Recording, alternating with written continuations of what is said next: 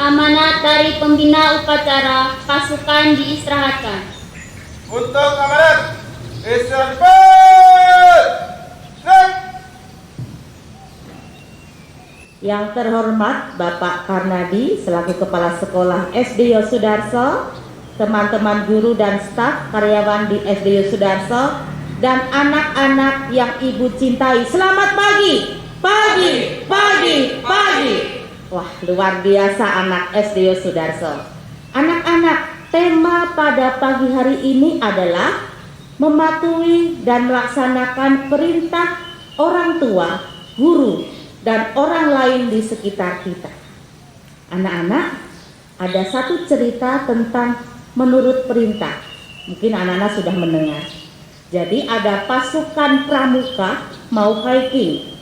Oleh kakak pembinanya, kakak Teddy, disuruh membawa batu di dalam ranselnya. Semua mengikuti perintah Kak Teddy. Nah, membawa batu adik-adik ya, semua membawa. Nah, kemudian sampailah pada mereka hiking ya, di tempat yang sudah agak datar. Kemudian Kak Teddy mempersilahkan adik-adik untuk mengeluarkan batu itu. Adik-adik coba keluarkan batu. Semua mengeluarkan. Tapi ada satu anak yang tidak mematuhi perintah.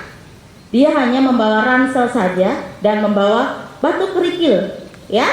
Karena dia berpikir, ngapain pergi hiking naik gunung membawa batu? Tidak perlu, tidak penting pikiran dia.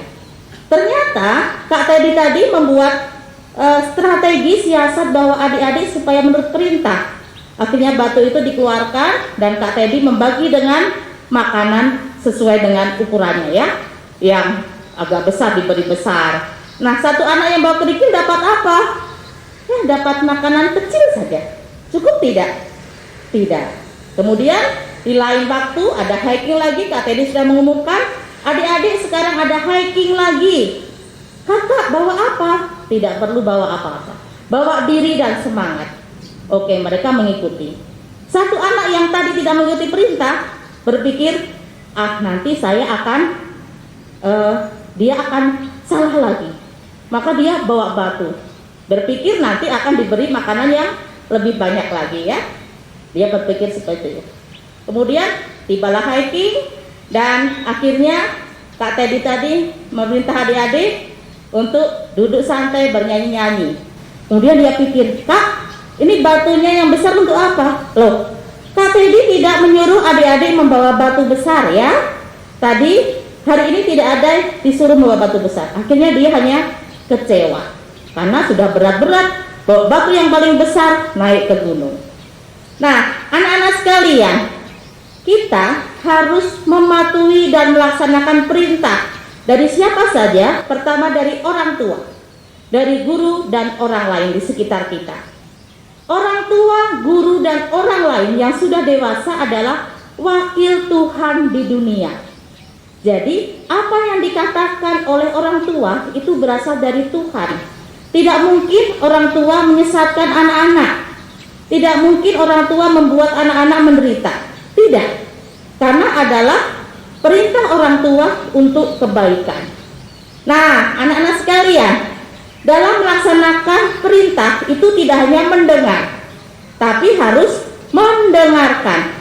Kalau mendengar, anak-anak dipanggil orang tuanya, misalnya, Randy, ambil buku. Iya Pak, hanya mendengar. Tapi kalau mendengarkan, Randy ambil buku dan pelajari. Mendengarkan. Mematuhi juga begitu. Mematuhi saja harus dilakukan dibarengi dengan melaksanakan. Ketika kita patuh, anak-anak harus melaksanakan. Ya, jadi jangan sampai anak-anak hanya didengar saja. Kasihan orang tua, hanya didengar tapi tidak didengarkan. Hanya patuh tapi tidak dilaksanakan. Nah, mulai hari ini anak-anak semua harus patuh dan melaksanakan perintah dari siapa saja. Orang tua terlebih, guru di sekolah, dan orang lain di sekitar kita.